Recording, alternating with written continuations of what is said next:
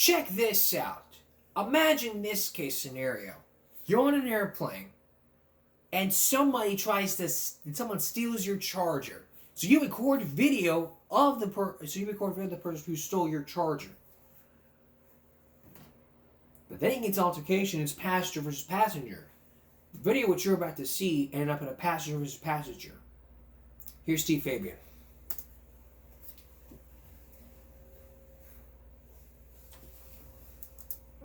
What a confrontation. Excuse me, did you take my charger? Yeah, Why would you take my charger?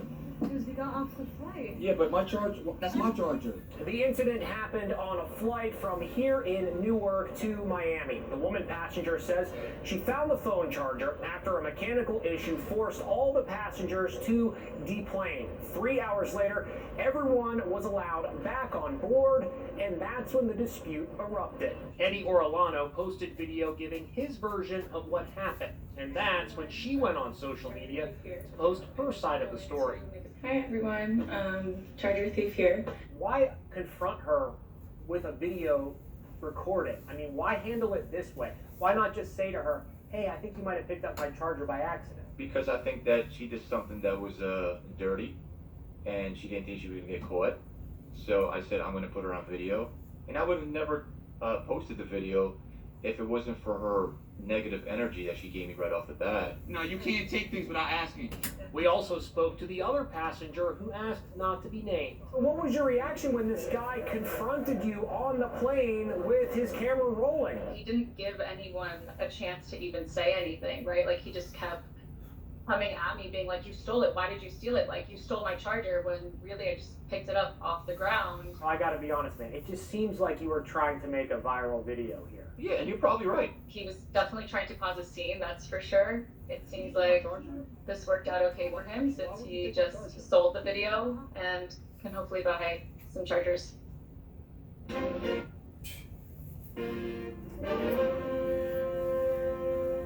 Okay. I don't know where to make common sense about this. First of all, you don't take something that does not belong to you, period. And second, if you accidentally took something from his, if you accidentally put on the ground, someone it's his, then you give it back to them. You don't take things without asking. That's stealing. Accusations come flying in, and it's like you're going all two-stepping. It's like you're doing your two-stepping with Laura Bell Bundy.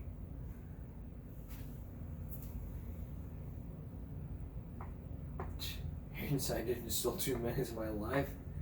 Okay? She's 100% wrong. Don't touch things that aren't yours. Easy as that. Charger thief? You call it charger thief? Okay, well, how about a charger with some common sense? You don't take things that doesn't belong to you. It's like not having respect for personal property.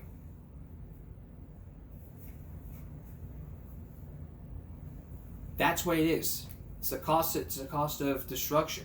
You don't take things that don't belong to you without asking. That's where the borrowers came from. They don't steal, they borrow.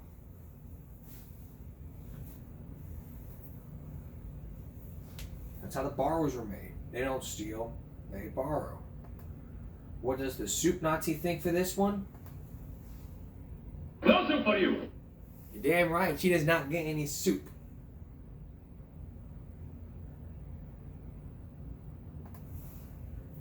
Go on, leave. If that would have happened at the airport and the soup Nazi was there, this is what he would say to her. No soup for you. Especially no charger for you.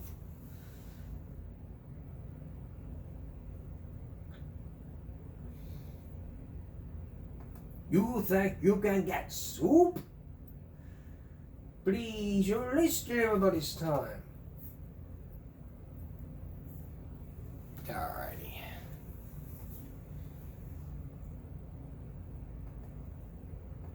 Is there any more bullying stories?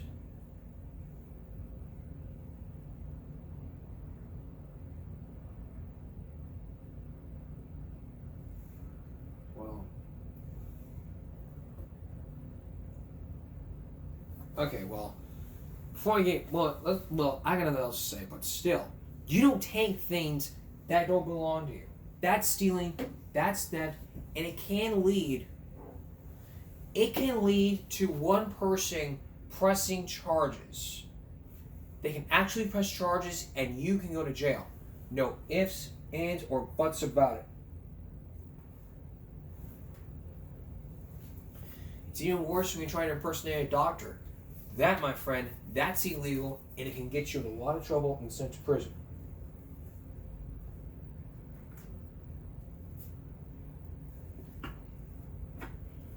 That's how it is. People say it's against the law. It's like, I don't care.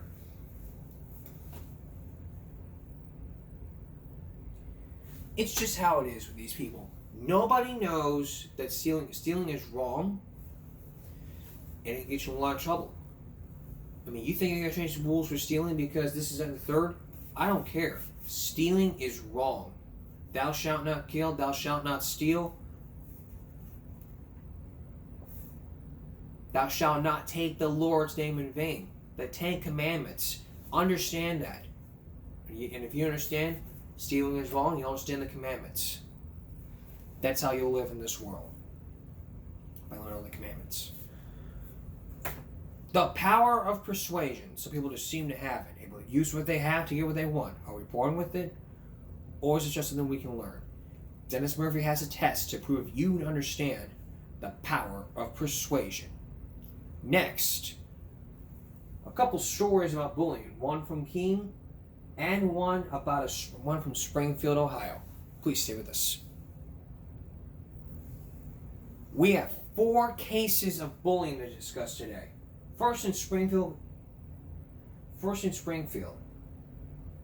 A Unified Educator mother slams school officials for ignoring the son's bullying. This happened days ago. As you're about to see, they're slamming the school district because of what happened. Let's take a look. I'm here again to advocate for my son who has experienced bullying, cyberbullying, and harassment at Sanger West High School. I began raising my concerns in March of 2024, requesting that the school collaborate with the police to take down an Instagram page created to mock my son and his disabilities. A Sanger Unified mother and educator is taking a stand against bullying and calling out the very district that she works for. Malheur says school officials say that there's nothing they can really do about the bullying that her son is facing. She says it took 5 months for an Instagram page where her son was being targeted to be taken down. That's only after she brought it to light at a school board meeting in August, and her message took off on social media. A message shared quite a bit, as Fox 26 News reporter Myra Franco explains. Family members held a news conference today with local organizations who are rallying behind them. She joins us live with more on their story tonight. Myra, that video got shared thousands of times. Yes, it really went viral everywhere, and the Her family tells me they did not want to speak out in public, but school officials left them no choice but to do so. They say only then did the Sanger Unified School District take some sort of action, but still not enough. The Her family says they're glad they spoke up because now the community has come together to rally behind them and their 15-year-old son. She's working for them, and her kid is being bullied, and they won't do nothing about it. And that was It's really, such a really betrayal. We feel like it's a betrayal. We feel like, we're supposed to be a family at Sanger Unified, and for them to take this long was very disappointing. Malheur, a mother and educator of Sanger Unified School District, is pleading for change at the district level and justice for her son. Before our one-on-one interview with the parents of 15-year-old Kent, who has been a victim of bullying, they held a news conference Monday outside of the Fresno Center to bring awareness of the situation they are living through. What began as a single incident has revealed a troubling culture. If I weren't educated, bilingual, and aware of my rights, how would I have navigated this situation? How would I have advocated for my son's safety and mental health? It wasn't until I spoke at the school board meeting on August 27, 2024, that I finally gained some attention. Kent told me about a fan page dedicated to him. Since Kent does not have social media, I investigated and found an Instagram page with 457 followers mocking him. The page featured distorted images of Kent secretly taken at Sanger schools and targeted due to his disabilities. She pointed out in that board meeting that she informed a Singer West High School counselor, the vice principal, and the school resource officer on campus. Despite the serious nature of the situation, all three indicated that there was little they could do. After that, she says the Instagram page that was filled with vulgar posts and racial slurs about Kent was taken down. We haven't gotten much of a resolution since the school board meeting. So basically, they just took off the Instagram page overnight since I appeared publicly.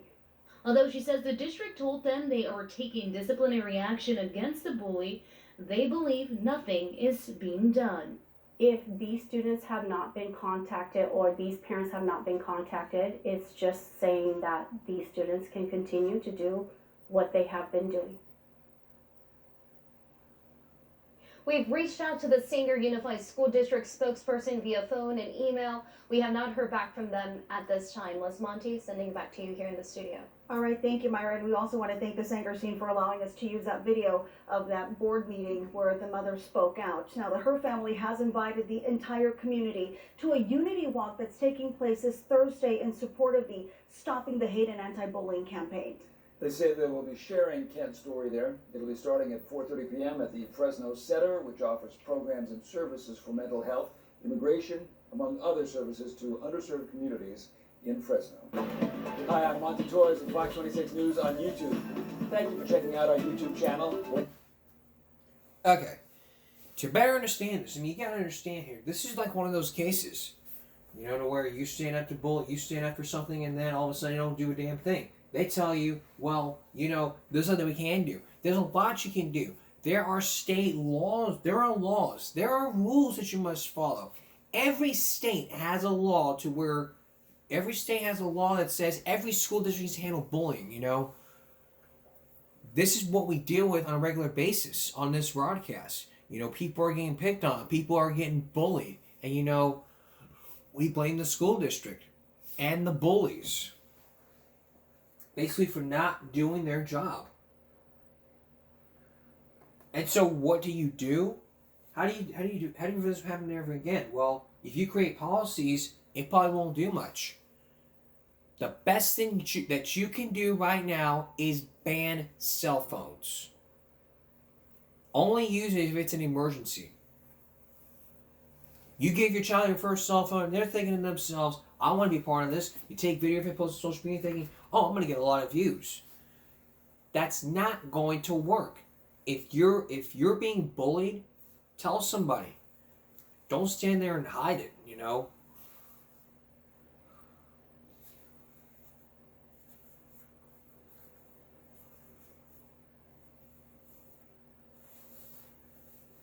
Try to sit there and say to yourself, you know what? I need to stop being the bully and start being a player. What does that mean? You need to be supportive. If you don't want to be part of this, be part of the bullying, then you need to step out and tell somebody. Step out, go tell an adult, and they will take care of it. If they're running, you chase them. If they run, you try to pin them down. And if they ever pin you down, you fight back. If they ever try to pin you or beat your ass, you fight back. And say, hey, this person where he picked on this person, he tried to attack me, I want charges pressed against him. Then the parents get the phone call from the bully, and then they go to juvie, to a juvenile detention center.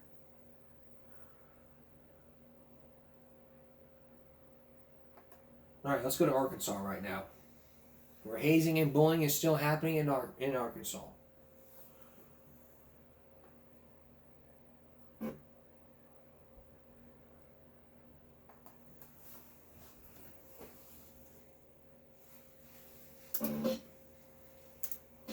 A packed room tonight at a school board meeting in Quitman as several parents voicing concerns over alleged incidents of hazing and bullying. Thanks for joining us. I'm Rolly Hoy. And I'm Faith Woodard. We have received several calls from those parents specifically regarding an alleged locker room incident. TCR 11's Ashley Godwin joined that crowd to bring us the very latest. Ashley? I reached out to the Cleburne County Prosecutor's Office about these allegations. I didn't get a response, but parents were more than willing to tell me about their children's experiences with bullying at Quitman Public Schools. I've hoped these issues would resolve or get better, but have only gotten worse and more deeply rooted and covered up. It was standing room only at the Quitman School Board meeting, with parents spilling out into the hallway to hear concerns about bullying within the school.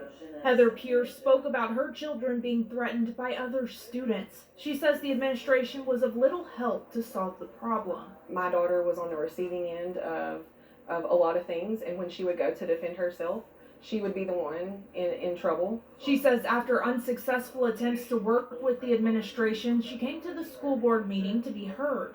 In light of other things that have come out lately, I wanted to make it known that, these people are not the only ones. Heather has since pulled her daughter out of the district to homeschool her, but she has other kids still enrolled. She says she would like the students and staff to be held responsible for these actions, and she hopes the school board will listen to the parents' concerns. So I'm praying and hoping that something is done about this.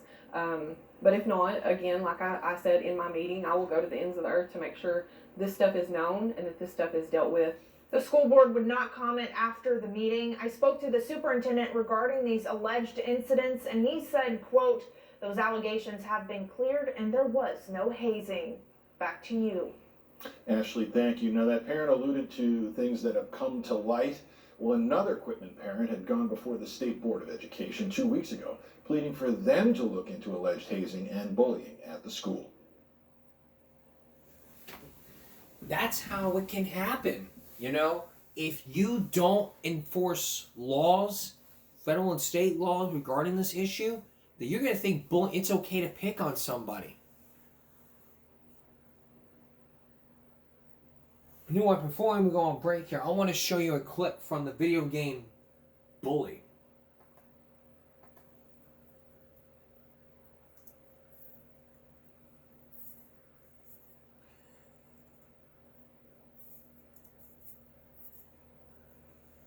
And this is where Jimmy, the character who you play as,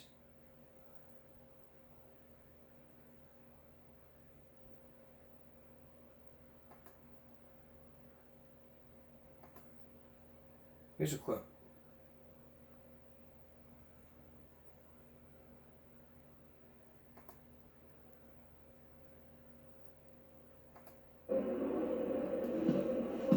Hopkins. Now, I'm not one to give in to popular sentiment. You can tell that by your clothes. What? I'm saying you dress great.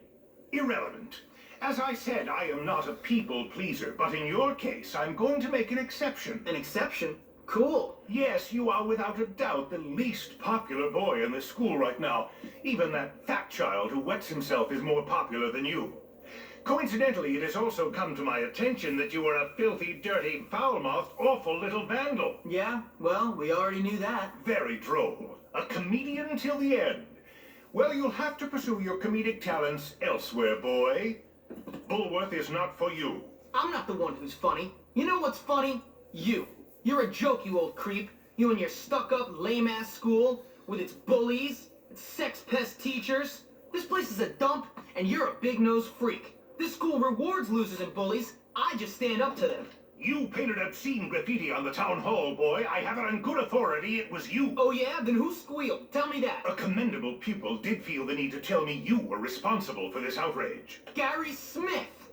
Look, I may have painted a few jokes on the town hall, but that kid likes to torture people. Gary Smith is the next head of this school. He's responsible, courteous, and not afraid of being an unpopular leader. You are blind, old man, blind! And you are leaving. I tried to contact your mother, but she's still off on a cruise. Until I hear from her, I will have to let you stay here in your room. But you may not wear the school uniform or attend classes. You are leaving the academy to attend to your education elsewhere. Now get out! Whatever, man. Okay. See what happened there? He accused the principal of rewarding losers and bullies while he stands up to them.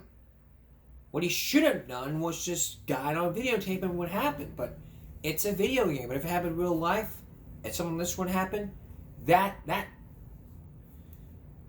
Dr. Crabblestitch will be fired immediately. And he had to answer for the board saying this is at the third. When we come back, the last 2 stories of bullying and the friendly persuasion. Please stay with us. Imagine finding out that someone that bullied you was suspended for like 3 days. Now imagine that he comes back after his 3-day suspension. Now imagine as a parent that your child hears from you saying that the bully came back after 3-day suspension when she should have been suspended longer. You're furious, you're pissed off. You go to the school district, you go to media and say, what the hell is going on? Well, it's exactly what happened. One Valley mom is calling for more punishment for bullies after her son was assaulted at an elementary school. This happened in the Valley, and as you're about to see, it was a less punishment than ever. Take a look. A phone call no parent wants to receive. The principal had called me and said there was an altercation. It was unprovoked, and he was assaulted. Christina Guglielmo is heartbroken for her 11-year-old son, telling me he was attacked by another student during recess at Westar Elementary School in Goodyear on September 10th. He went up for a catch, fell, and then she just came skipping in and assaulted him. That student, an 11-year-old girl, allegedly punched the boy several times. Guglielmo says she took her son to the emergency room with cuts and swelling all over his face. He said I didn't want to defend myself because she's a girl, but when I watched the video, I realized he wouldn't even be able to defend himself. The girl was suspended for 8 days, a punishment Guglielmo doesn't believe is severe enough. We can just bully kids and get away with it. It should be, a no tolerance policy. Liberty Elementary School District tells 12 News the length of the girl's suspension was at the higher end of the discipline matrix, which is approved by the elected governing board. In a statement, a district spokesperson says in part,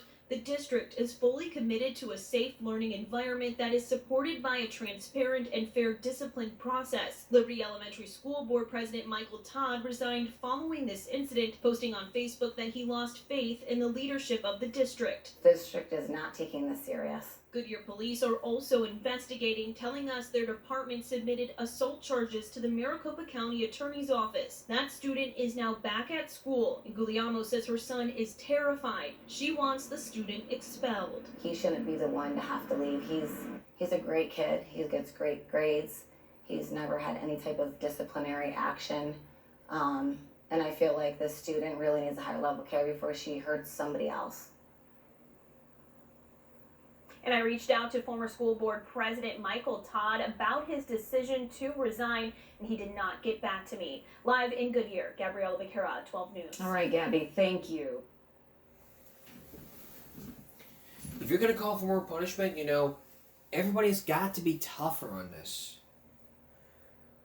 She's considering demanding criminal charges in a civil suit against the parents and the school district. In my experience, bullies stay in school while the victim stays out of school. Anti-bullying is a joke. Schools don't do anything to the attackers. And even if the victim defends themselves, they get in trouble too. It happened to my family because of sexual harassment. There's way too much bullying, kids need to be held accountable for their actions. I couldn't agree more. Let me tell you something. I've been bullied. And that's why bullying comes from. People just don't like each other, Oh, you're fat, you're ugly, you're a bitch, you're a slut, you're a nigga. You know what I'm saying here? I am not racist. Whatever. I know that the N-word was uncalled for, but it's what mostly happens with the name calling. You're fat, you're ugly, you're a slut, you're a bitch, you're a hoe. That's how it is. And it's like the whole assaulting thing. I mean, you remember Everybody Hates Chris? Joey Caruso was picking on Chris. Now, if he had not told his mom and dad that, hey, there's a student in my class that's been picking on me, and I want something done about it, then okay. What there needs to be is a longer suspension. Put the child in in-school suspension. Don't put them in out-of-school suspension. Put them in in-school suspension for a week, and then okay. I mean, if you have to, then talk to the bullies parents and say, hey, your child picked on my child, and I'm going to file charges. Don't actually say that, talk to them. Don't go to the last floor and say, well, your daughter picked on my son, and I'm going to press charges on you if you ever do this again. And if you want to accuse the family, just walk away and say, okay, I just want you to know, if your daughter ever attacks my son again, I am coming back over here with the police. Are we clear? And she would have said, yes, ma'am, or yes, sir.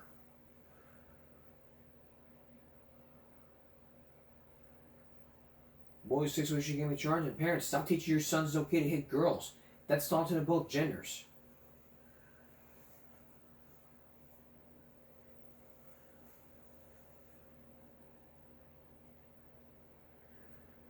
Alright, here is the last story.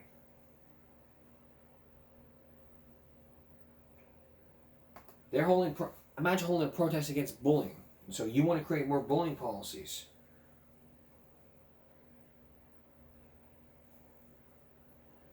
This happened in New Hampshire, in Keene. They hold protests to demand enforcement to its anti-bullying policy. When you create anti-bullying policies, you don't make a joke out of it. You don't come up and say, hey, let's make anti-bullying policies and joke about it. It's no joke. State laws are put in place so that this does not ever happen again. How do you prevent it happening again? You create policies, you create state laws. Half the time those state laws don't work. So you sue your school district and say, look, this is what you're doing, that's what you're doing, and you're doing the third. Therefore, this is what's happening. Take a look.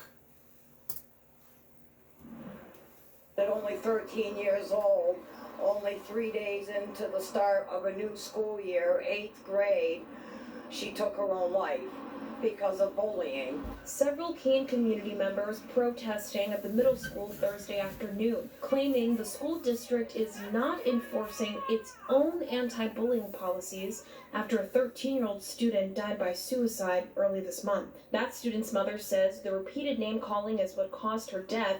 Protesters say they did go to the school to report the harassment. Some parents say their kids have been targeted too. She was even bullied to the point of being punched in the face by a girl, and nothing was done.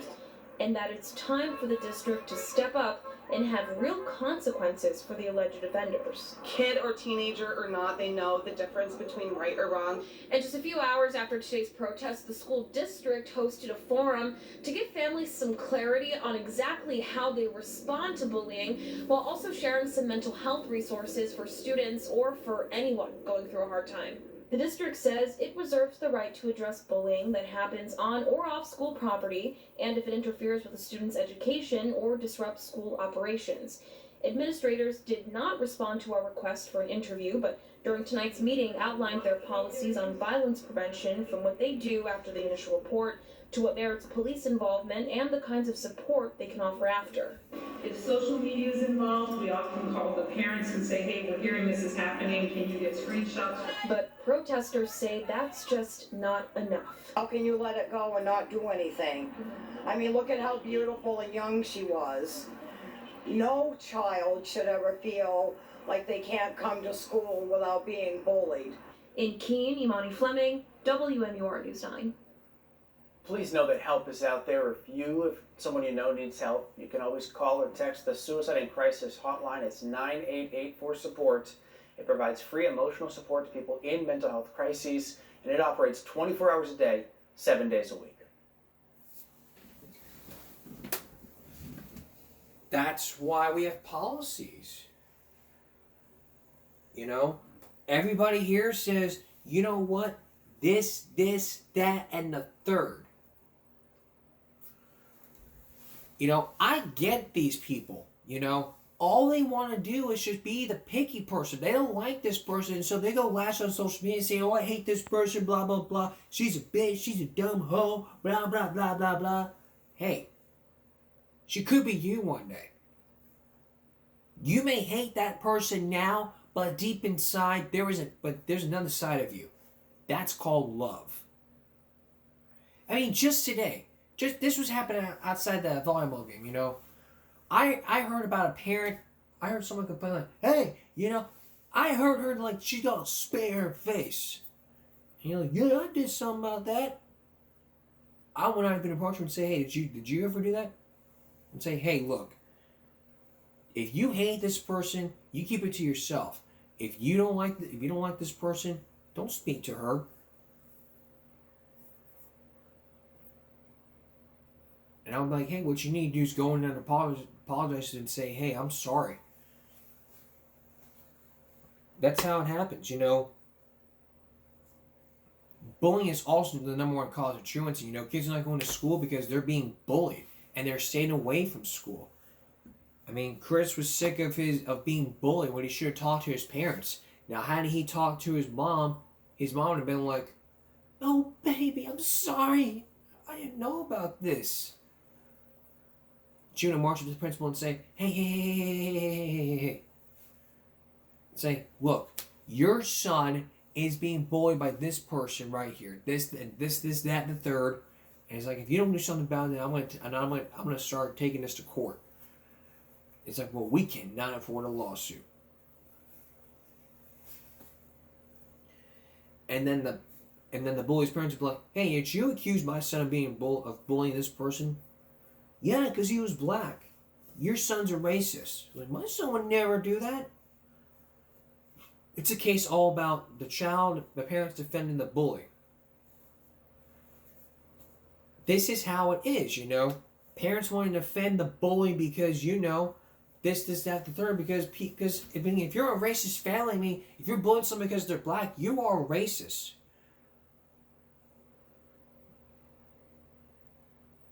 I mean, Joey Caruso, he called Chris the N-word. That's racist. That is racial bullying. If you bully someone because of their ethnicity or because of their color, you are a racist. So you bully someone, call them a cracker, you are a racist. You bully someone, call them the N-word, you are a racist. Or if you were to make fun of a Latino or a Mexican and say, I can't even say it without a straight face,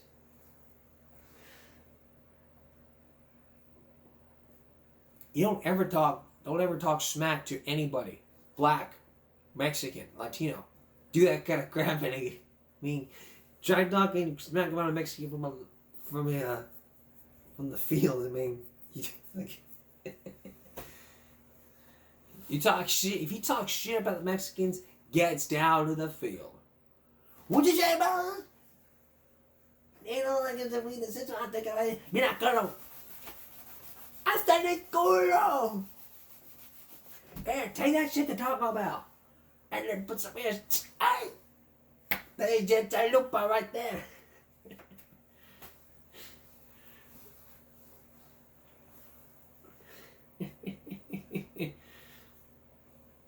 There's Jetta Lupa right there. Depleting the system. But still, it's not funny. You don't ever talk shit to a Mexican or to a black person. Hell, I have friends who are African American, and I would never make fun of them. I had some Mexican friends. I would never, ever make fun of them, and if I did, we would not be friends anymore. And I would not be breaking that fourth wall. Ever. Never, ever would I ever pick on someone because of their ethnicity or their age. We are going to take a break, and we will be back in just a moment. You want another dolphin story, other than Joy, other than that story, you know, with the dolphin disability? Well, we got one for you. Surviving their captivity. It's all about those dolphins that we always see. There's soulmates under the sea. You may have read some of the studies and what the scientists can do. They can listen to a human voice and mimic it with their own sounds. The same, we remember telephone numbers, but it's one thing to remember. If you remember the show, we introduced you to a young man who had a medical condition that only then only a dolphin can really help. Tonight, another dolphin story. And this time it's all about our friendly dolphins. Here's Josh Mankiewicz with this Give Me a Break Dateline Discovery Channel exclusive.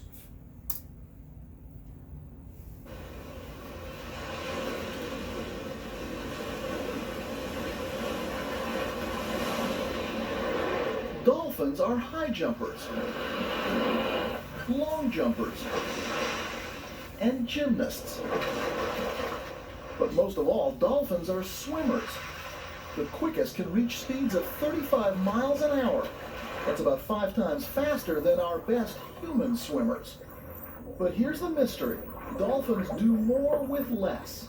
Research shows that it takes them very little effort to go as fast and far as they do. Physiologist Terry Williams has made a career out of studying swimmers. She started out as a lifeguard watching people. Now she's watching dolphins.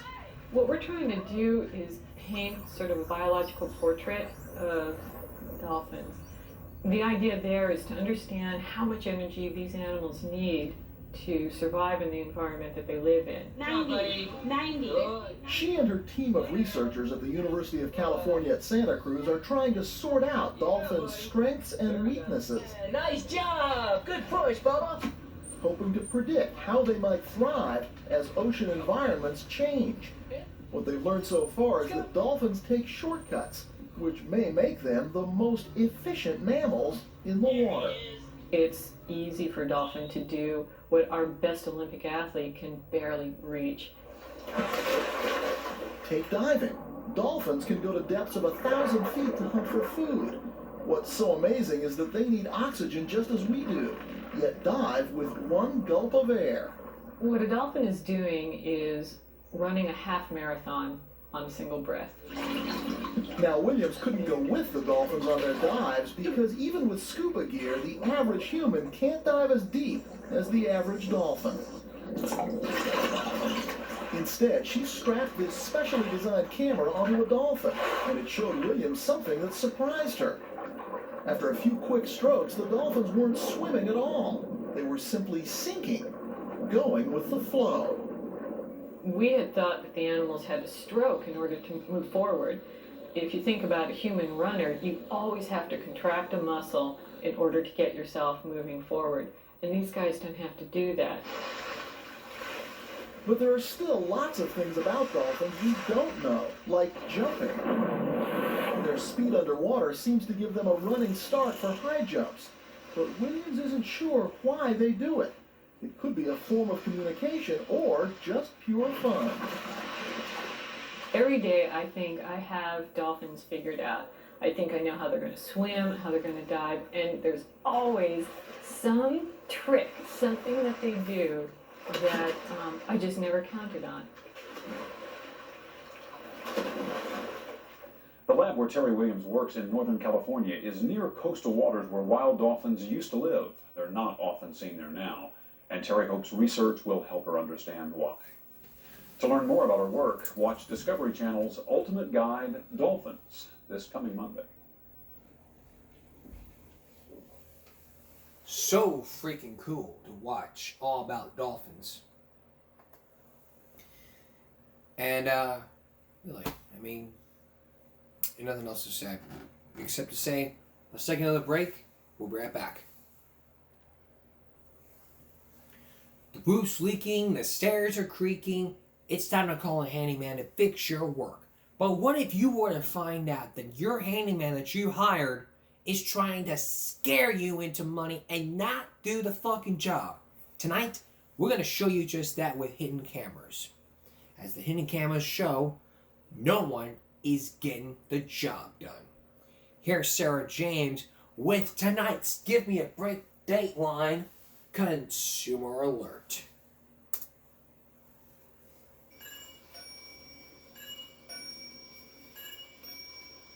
At the age of 99, Delta Clampett treasures her memories. I enjoy my family. I don't fuss with my family. In her home, photos of grandchildren and great-grandchildren, and pictures of another time long ago. A picture-perfect home for an elderly woman. A picture-perfect setting for a con man. My house would burn down. Yes, he said it'll burn down one of these days. If you don't have this fixed, your house is going to burn down. That was his words. Delma Clampett, like most of us, relies on repairmen for those fix-it jobs. After all, she's not going to be climbing in the attic to clean out the chimney flue. So when a man came by offering to perform a free maintenance checkup, she let him in. As far as you know, was there anything wrong with your flue? No, there was nothing wrong with my flue. He just tore it up. He tore the flue down. And charged her $800, then asked for $1,000 more. When he demanded yet another $1,100, her son called police. They told Delta Clampett she was the latest victim of James Warren, a smooth-talking contractor who makes a career out of ripping off Indiana homeowners. Police arrested Warren and charged him with home improvement fraud. Warren awaits trial, but as you'll see, he's at it again. James Warren is no stranger to the Indianapolis Police Department. But while his criminal record dates back nearly 20 years, he spent little time behind bars. Police here say that's not because they haven't tried. Indianapolis Police Detective Donna Sazelski is working on the case. How long a record is this is all James Warren? Yes, this is his criminal history. Included are convictions for theft, one after another. Why is he not behind bars? With a criminal record like this, 7 pages of a criminal record, why is he not behind bars? He's been arrested many times, and he has done some time. Sometimes he gets suspended charges. Do you think James Warren thinks he can get away with it? Oh, definitely. What makes you think that? Because he is. He's getting away with it now. He sure is, and he's not the only one. Across the country, home repair rip-offs are the #2 consumer complaint, second only to problems with car repair. And it's a big business. After all, who hasn't called in a handyman to repair a leak, fix a roof, remodel a kitchen? But those jobs around the house add up. $114 billion last year alone. Let me call him, let's try it again. And if you're concerned about losing some of your hard-earned cash, just watch what happens to 76-year-old Mary Philippi. Dateline asked her to call James Warren about fixing her porch railing. It's a minor job. The wood is rotting, and some spindles need to be replaced and painted. Warren's ad appears in the local paper, and surprise, surprise, it doesn't list a name. There's just a number. How you doing today? Well, I'm doing all right.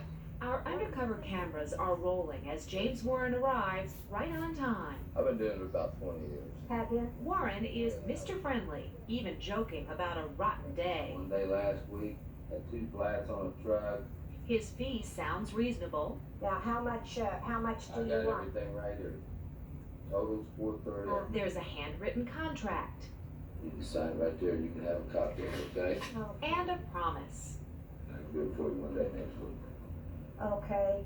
Warren tells Mary he needs $200 up front for supplies, and she gives him a check. I think you can give me the job. Okay. Bye-bye. Thank you very much. Bye. Bye-bye. But will Mary Philippi ever see Warren again? Ask anyone in this group, and they'll tell you, no way. When you think of the name James Warren, what comes to mind? Con artist. These homeowners have one thing in common, James Warren. They all say they hired him, they all filed complaints against him. It seems James Warren has an amazing disappearing act. Did he satisfactorily complete the job he said he was going to do? No. No. Not in one case. He didn't do any of it, in our case. He did none of your work either? No, he kept calling saying, I'm coming. I had death in the family. My car died. I'll be back. But he usually wasn't. As for getting your money back, He was scamming me while he was paying her back. So your money was going into your pocket because he was having to rob Peter to pay Paul. And he's done that. It sounds like all Except I was at the end. I didn't get anything back. these homeowners say Warren didn't show much interest in working, but had a real flair for telling hard luck stories. Mervyn Clark was so convinced he gave Warren his own truck as partial payment. You used that truck to come to our house. I just found out it was the same truck. They can laugh now, but weren't laughing then. A few of these people got some money back, but most got little or nothing at all. How much are you waiting for? I'm waiting for pretty close to $700 from this man. Add a few hundred here. Out of 900, nothing. Not a penny. No. A few thousand there. Out of 4,000, we got 260 back. We gave $1,200, and one day he drove and gave us a $20 bill. He owes me about $3,000. It adds up to outrage. How angry are you at what's happened and at the fact that he's still out there doing the same thing? Very angry and want revenge. Mr. Warren, this is Mary Philippi again, and I am still waiting for you to come. As for Mary Philippi, she's learning firsthand that you can take Warren's promises to the bank. It's just that they come back, account closed.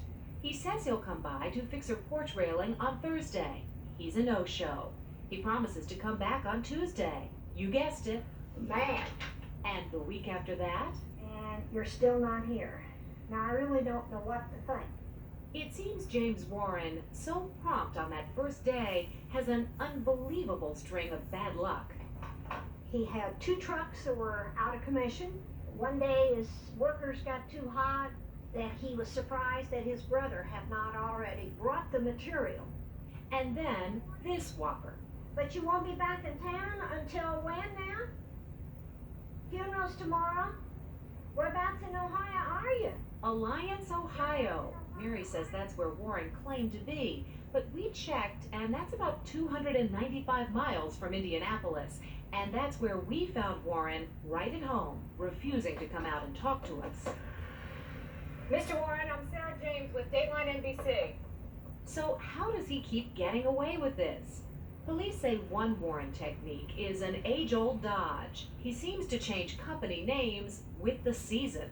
JW Construction. And ours was Pro Reconstruction. A1 Construction. And if you can believe it, his latest name, Best Construction. James Warren tells us he doesn't know what all the fuss is about. He's just a small-time businessman trying to get by. Oddly enough, that may be exactly what's allowed him to keep operating. In Indiana, as in most other states, small jobs don't require a permit or a license, and the penalty for home repair fraud is often a slap on the wrist. Indiana's Attorney General, Pam Carter, says states may need new laws to punish those who take relatively small sums of money but do it over and over again. Are you familiar with James Warren? Yes. All too familiar with James familiar. Warren? Yes. It would seem that he believes that he can continue to do the very same thing and nothing's going to happen to him. Mr. Warren thumbs his nose not only at the consumers of the state of Indiana, but at every law that's on our books, whether it's criminal or civil. And it's our responsibility to continue to go after him. And to the extent that he may win a battle, we hope to win the war. And leading the charge, this 99-year-old great-grandmother. State investigators say in setting up Delta Clampett, James Warren made a big mistake. They say he pretended to work for another company, and that's fraud. Right now, Warren is awaiting trial, and if convicted, could spend 3 years behind bars. Those charges aren't true. You need to talk to my lawyer. And what about our Dateline homeowner? Well, James Warren seems to have as many problems with his memory as he has flat tires on his truck. What about Mary Philippi? Did you cheat Mary Philippi? You took her $200. You've never done the work. I don't know Mary Philippi. Fortunately, we have this hidden camera video to remind him. We've talked to customers of yours who say you ripped them off, that you're nothing but a con man. Are you a con man, Mr. Warren? No, that's a lie. That's a lie. For Delta Clampett, whose husband died more than 40 years ago, $1,800 is a fortune she believes James Warren stole. Well, he's a very bad person. He should not be running loose because he's out undermining people. He's stealing in broad daylight. After we finally caught up with James Warren, he did send Mary Philippi her money back. The fraud case against him is still pending.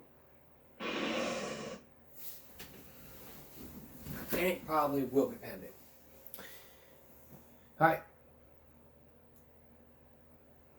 We're going to take a break. Bring up our final story in just a moment. Stay with us. Welcome back. Time for another Give Me a Break consumer alert. This time it's all about the plumbing. Could you ever imagine, like, you call for a minor repair and all of a sudden you get cheated out by saying you need this, and the third? Really something you don't need. Once again, here's Sarah James. All about plumbing in this Dateline consumer alert. A moat around the back of the house, and the water just gushed in through the walls. Imagine just for a moment that this is your basement. Water squirting through the cracks, running down the walls, enough to scare anyone, especially Dawn and Dave Bratton, because they didn't have to imagine it. This is their home. It's like unbelievable. Because you go down there at night, you just see silver streaks on the wall from so many slugs coming in. They say it started with an unsolicited call from a waterproofing company. What did you think you were going to get? What did I think I was going to get? Just a nice dry basement. But the home movies you've been watching were taken by the Brattons after they paid $6,000 to have their basement waterproofed. They say the job was so poorly done, the company had to come back to fix it, and when rain filled open trenches during the repairs, the basement flooded. 3 years later, the Brattons say it's still damp, and they're suing. How angry are you at what happened to you? I'm pretty upset, and I hate to think that it's going to happen to somebody else. Could it? Who do you turn to if water is pouring into your basement? Well, an entire industry has sprung up to help you. But there are questions about some of these companies and their claims, and as our Dateline hidden cameras will show you, it pays to be careful. Okay, so you're going to come at 11. We enlisted the help of 76-year-old Mary Philippi, who agreed to let us set up hidden cameras in her Indiana home. In 15 years, Mary says she never had water in her basement. That is until this summer, when she mistakenly left a garden hose on overnight. It flooded the window well and left a puddle underneath. With that one exception, Mary says her basement has been dry. I didn't see any evidence of any moisture coming through the drywall. But Dateline went even further. We had her basement inspected by Al Mendelson, a licensed contractor and technical expert for the Better Business Bureau. So there is no need to waterproof that basement? No. And just to be sure, Dateline had it double-checked by Chris Schnepp, a home inspector. What is this now? It's a moisture meter. Schnepp is president of the local chapter of the American Society of Home Inspectors and has inspected thousands of homes. He found just the one damp spot. So based on that, there's no reason There's to waterproof this basement? That's absolutely correct. Absolutely correct. 2 independent contractors, 1 conclusion. But what would happen when we called several waterproofing companies? Well, This ad convinced Mary to try Be Dry. Okay, Bill. What's your hit? Mary explained that she was considering making her basement an office, but had noticed water in one spot just weeks before. She deliberately did not say how the water had gotten there, but did say it had happened only once. It would be my suggestion or belief that you don't have a waterproofing problem, you have a gutter problem. I see. That's right. V-Dry's diagnosis was exactly the same as our independent contractors. The basement simply didn't need waterproofing. Bye-bye. V-Dry's president and owner, William Anderson, left without charging a dime. How important a factor was it when Mary told you it had only happened once? That was very significant, and the other thing that was also significant was the fact that it was only in one limited spot. And so the two together led me to believe that I better look around outside and see if I can identify anything that would have caused that. So far, so good. Mary found SureDry in the Yellow Pages too, and she gave them the same set of facts. How are you today? But right from the start, SureDry's pitch was different. The saleswoman told Mary Philippi she could have big problems only waterproofing could fix. Tile underneath, Yes. it's collapsed and broken, okay? It's not going to reseal itself. So you're saying that the tile under the house is collapsed and broken? Most likely, I can't see under your house. But SureDry could see the solution. Install a new exterior and interior drainage system, complete with a dry well and pump. Yeah, it's a lot of work, and you want to definitely fix your problem. It's your foundation. It's what supports your home. And how much would that cost? More than $4,000. $4,000 for a job 2 independent contractors told Dateline Mary didn't need. SureDry President Bill Long. Well, I think again, you've got to look at the concept of how we sell. We're selling people the peace of mind of having a dry basement. But in this case, she already had a dry basement.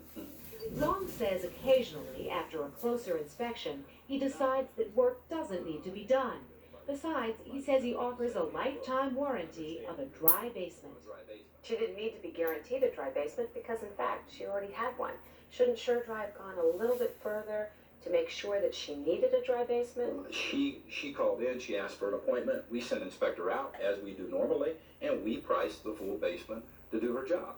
And ultimately, she has the choice to decide if she wants to use our services. But if that choice sounds expensive and unnecessary, just wait. Dateline asked Mary to call EverDry of Central Indiana, which says it's part of the largest waterproofing company in the nation. Mary gave EverDry the same information. Okay, are you getting water or dampness or? Well, I had one occasion of water problem. In fact, Mary told EverDry salesman 5 separate times she'd only had water once. Her sump pump was so dry, it had cobwebs on it. So this never runs, you say? Hardly ever? If ever. If ever. If ever. Okay. Wow. So is the basement fine? Not so fast. Oh no, what could be wrong? Plenty, if you listen to EverDry's salesman. Do you notice when you're down here at all that you may maybe get a little scratchy throat or runny nose or scratchy eyes or maybe some upset stomach, that type of thing? Well, maybe. I don't. Guess I never thought about it. Are you diabetic? No. The waterproofing doctors at EverDry seem to be suggesting Mary's basement could make her sick. You're saying on this wall here, there is mildew? Backing along Yes, this wall? yes. Oh, Mildew. Just an elderly man with diabetes died from complications caused by, pneumonia, which was from the mold and mildew, things like that. Terrifying health risks linked to mold. Mold EverDry says it found hiding in Mary's basement. Robert DiCello is the president of EverDry of Central Indiana. How do your salespeople test for mold and mildew? We don't do that. Then how do they tell a homeowner that they have mold and mildew? We don't do that.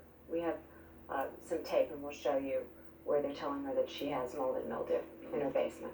You're saying on this wall here, there is mildew? Backing along Yes, this wall? yes. Oh, So they mention mold and mildew, and then they mention very frightening health risks. Somebody, an elderly person, dying. What we find again is when people are calling us, we're finding that what most people are concerned about now, because there's been a lot of press about the health effects of mold in the house. But wait a minute, Mary didn't bring up health problems linked to mold, the salesman did. So, have you noticed the musty odors and the smells upstairs, like in the closets and things? No. And Dateline called on Skip Palahniuk, whose nationally recognized expertise with a microscope has helped solve murder cases, to do a little detective work in Mary's basement. No outward signs of any mold on any of these. According to his report, simply put, no mold was detected. A simple misdiagnosis by EverDry? Let me just show you quickly, just what we are. Well, listen to them give their credentials. We're certified and members of all the main organizations that you would expect us to. Are you with the Chamber of Commerce, Chamber of Commerce, the Builders Association. Better Business Bureau? That's right. No, that's wrong. Linda Carmody is the director. They are not a member of the Better Business Bureau. In fact, wasn't their membership revoked? In fact, their membership was revoked, yes. Why? Because they had a pattern of complaints. Why did your salesman then lie to Mary Philippi and tell her that you were a member of the Better Business Bureau? Well, I'm not aware that he did, and that's not what we teach our people, and that's not what our people practice. They did indeed tell her that. I'm not aware of that. They also mentioned membership in some other organizations, including the Chamber of Commerce. You're not a member of the Chamber of Commerce. We have been members of the Chamber of Commerce for several years. You are not currently, and you were not at the time when your salesman said so to Mary Philippi. Okay. EverDry says its job is to educate the homeowner that it doesn't sell repairs, but a complete system to ensure that a basement stays dry. Bob DiCello says the system is very good, even patented. But is that approach always necessary? Consumer groups recommend trying things like patching cracks, slapping on waterproof paint, even cleaning the gutters. All very inexpensive options. What does EverDry recommend for Mary Philippi? Its patented multi-step system, which costs big bucks. It'd only be $63.24. That's right. Only $6,000 to waterproof a dry basement. Your advertisements mention inspections. Is it really just about sales?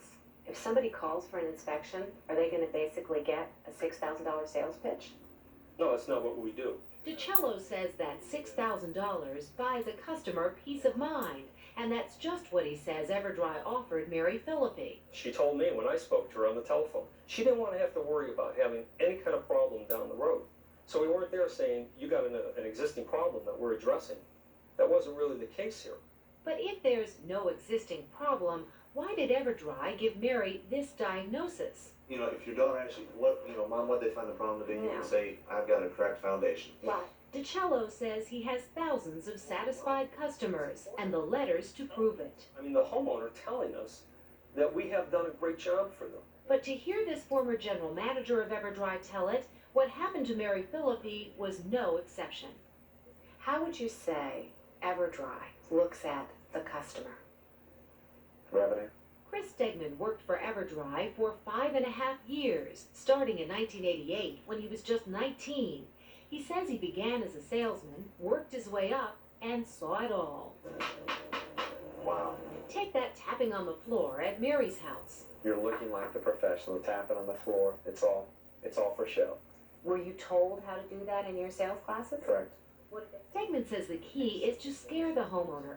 Remember the salesman telling Mary Philippi about the potential hazards of mold? Okay, little children with, their immune systems. It's set up to create the fear of the unknown of what could happen to your children if they're playing down in the basement. You know, they hit on people's hot buttons. Do you train your salespeople to try to scare homeowners? No, that's not what we do. Do you train them to use words like critical, major, advanced? No. DiCello says he criticized Stegman for his job performance. Stegman quit and went to work for a competitor. But if you think he's just a disgruntled former employee, then see if this sounds familiar. And also setting the stage for creating a problem which is much more severe than the homeowner may have thought. You're listening to a sales presentation by Nick DiCello, Bob's older brother and president of the company that sells the EverDry franchise. Dateline obtained a copy of this company training video. Nick DiCello declined to comment, but his consultant says the video hasn't been used in more than 5 years and wasn't used to train the salesman who went to Mary's house. But listen again to what's on that videotape. I want to be using words like major, advanced, critical. Listen to the salesman who went to Mary's house. You get some critical hollow spots underneath the floor itself. Remember what Chris Stegman said about creating fear? Listen to Nick DiCello. What we're looking to create here is the fear of the unknown. But if the videotape no longer reflects the company's way of doing business, why did the salesman tell Mary this? It can be unhealthy, unsafe if you got outlets in water and people, things like that. Right. It seems the salesman's motto is still magnify the problem. When I find cracking, I really want to overreact to this. See this, Mary? Mm-hmm. No, it's just literally starting to crumble away. The bottom line? No fear, no urgency, no damage, no problem, and no sale. No fear, no urgency, no damage, no problem, no sale. Is that the EverDry philosophy? No. Our philosophy is help the homeowner. We played our undercover video for Indiana's Attorney General, Pam Carter. These guys suggested that it would be more than $6,000 for her to waterproof the basement. What do you think after seeing that? Well, these individuals are crooks, pure and simple. And one of the things that people have to understand, just because you don't hold a person up with a gun and they don't go through our criminal justice system, somehow we tend to be more lenient in our concept of what they're doing. Strong words, but so far she's never brought charges. She says that's because these cases can be difficult to prosecute. Often the only evidence is one person's word against another. And remember the Brattons, the water pouring into their basement in the middle of those repairs? Well, they say 3 years and $6,000 later, their basement still isn't dry. They're suing. Which company? EverDry of Central Indiana. We should tell you the Indiana Attorney General's office has mediated more than 20 complaints involving EverDry of Central Indiana. All but one have been settled. As for the Brattons, whose basement you saw, Bob DiCello says he returned to the Brattons' home several times and could find no problem. He says he'll defend his company's work in court. You can defend it all you want, but still, you're the one that did it.